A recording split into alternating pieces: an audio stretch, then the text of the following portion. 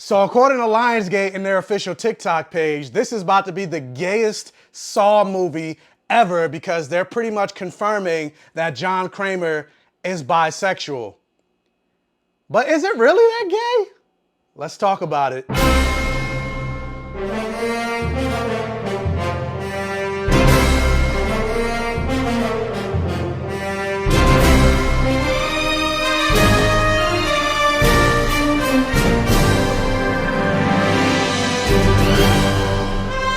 And welcome to my safe haven, everybody. Thank you guys so much for clicking on another video and joining me here on the Black Gay Comic Geek channel for another review.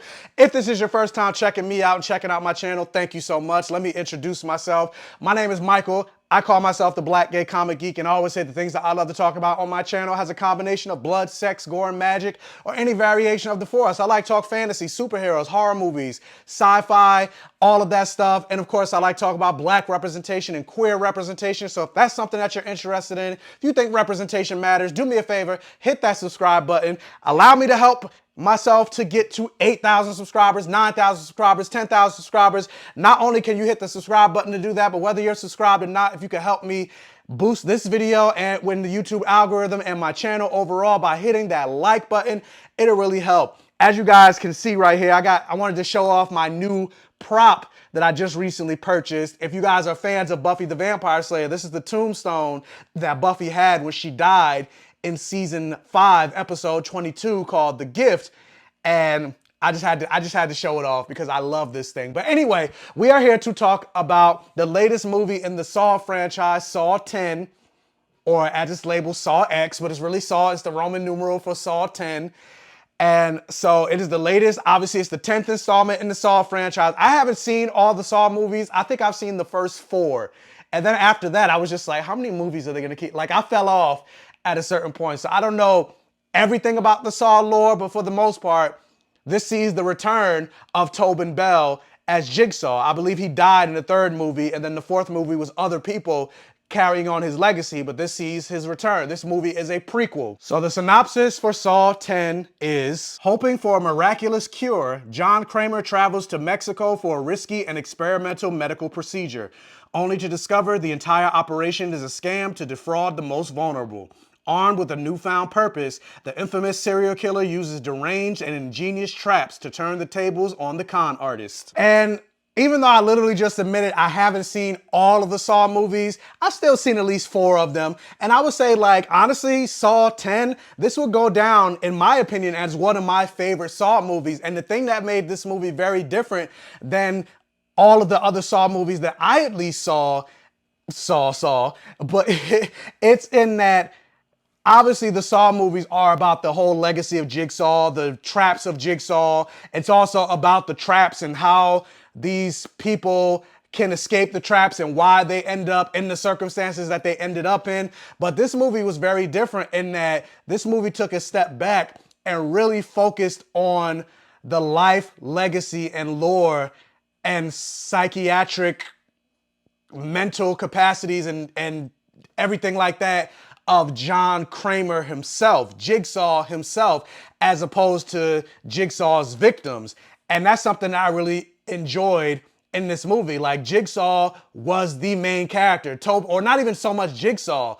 Tobin Bell's John Kramer was the main character in this story. And in many ways, the traps and his Jigsaw legacy almost kind of played a secondary role in this movie. Now, that doesn't mean, obviously, it's a Saw movie. There's traps and death and blood and gore galore in this movie, but it really focused on John Kramer as a man and not him as a serial killer. And speaking of focusing on John Kramer as a man, just like I mentioned in the beginning of this video, Lionsgate decided to take it upon themselves and release like a fan edit of John Kramer in the bisexual rainbow flag colors, basically more or less confirming that John Kramer is bisexual. And I had a problem with it. I don't know if you guys saw, I posted a video about it here on YouTube and other places a couple days ago, like a week or so before the movie came out.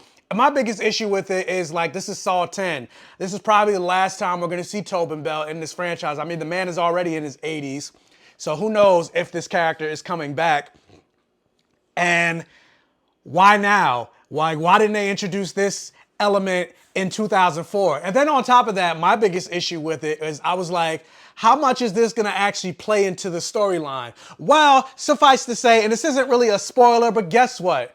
There was absolutely not a single reference, inkling, or moment that indicated that John Kramer is bisexual. So again, I say, what was the point of doing any of that if it had absolutely no bearing on the story? Again, not only did it not have a bearing on the storyline, but there was not even a reference to him potentially having same-sex attractions. So again, I ask, what was the point? There was no point. If you're not going to give it a level of authenticity and care that you give to a lot of straight characters, then don't give me anything. Like this, it was like them releasing that TikTok was like the bare minimum of bare minimum representation, with saying, hey guys, John Kramer is bisexual. It's a win for the gays. And it's like, is it though? Because it had no weight in the, like it had absolutely no weight or bearing on the movie. Again, not even a small reference, a blink and you'll miss it reference. They didn't even have that in the movie. So that was the one thing that annoyed me, more so from Lionsgate than the movie itself, because if they didn't even release that thing on TikTok, like I wouldn't even expect it, I wouldn't even looking for it, whatever. But anyway, something that I wasn't expecting is this movie, because it focused so much on John Kramer, and then the fact that the people that he's going after are people that scammed him. Because obviously if you watch the first 3 Saw movies, you know that John Kramer has brain cancer. And so this is like the first time, or one of the first times, that you're actively rooting for John Kramer to get those people that have scammed him. Like, you are not rooting for, like, you don't want the people that are in the traps to break out. You're like, oh, they need to get got. Like, it's the first time you're rooting for the villain, where the villain in this situation is actually the hero. And yeah, in many ways, that's John Kramer's motif. He goes after people that he thinks are dregs of society. But at the same time, you're still rooting for them to get out, because you're just like, nobody deserves this level of torture and, you know, mental anguish, trauma, etc. But like this time, I'm just like, no, they need to die.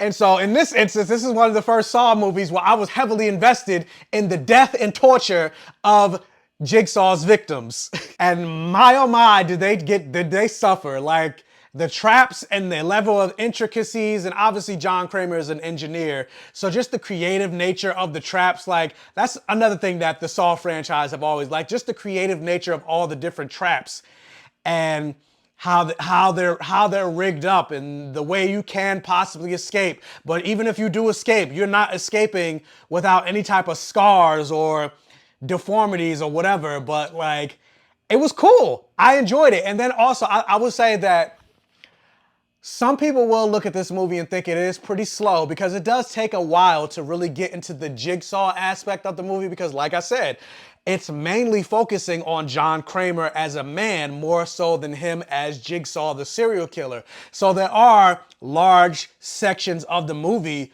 where you're not getting to the Saw and Jigsaw aspect, the murder.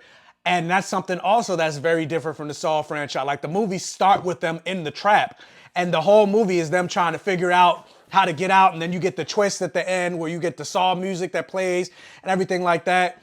But this movie wasn't that. It was mostly following, again, John Kramer the man. But I still had a great time with that, because I'm a character guy, and you got to learn more about this character and his life and his world.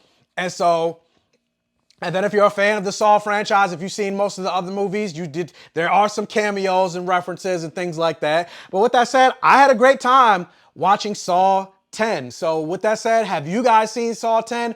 What did you think about it? Let me know all of your thoughts in the comment section below. Have you seen all the Saw movies? Where does this movie land in terms of your enjoyment of the Saw franchise? Maybe you thought the other movies 5, 6, 7, 8, and 9 were incredible. And then also Spiral with Chris Rock. I haven't seen Spiral either, but let me know all of your thoughts in the comment section below. Also, if you can, hit that thumbs up button and like this video to really help out with the YouTube algorithm. This is one of your first time checking out one of my videos. Please check out the other videos on my channel. If you like what you see, please subscribe for more and hit that bell notification button so you're alerted every single time I post a new video. And tell your friends families, and neighbors about my channel to help me continue to grow. And as always, I will catch you guys next time.